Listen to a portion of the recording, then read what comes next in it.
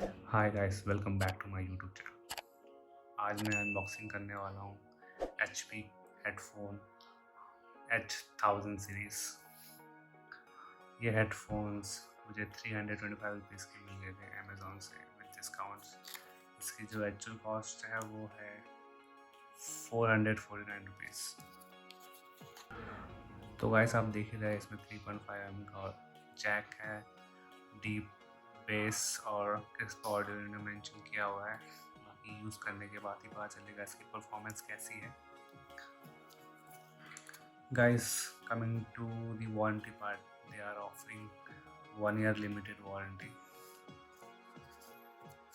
So let's start unboxing it.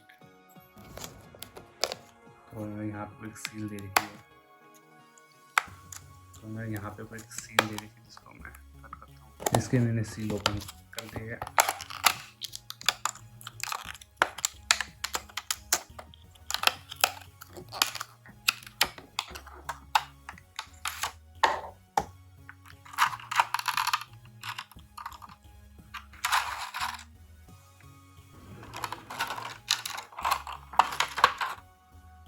ये रहा है। तो गाइस ये रहा इसका हेडफोन्स। काफ़ी सिंपल सा है डिज़ाइन। हम इतने पैसे में इन्होंने और इन्होंने एक्सटर्नल ईयरबड्स भी दे दिए हैं और बॉक्स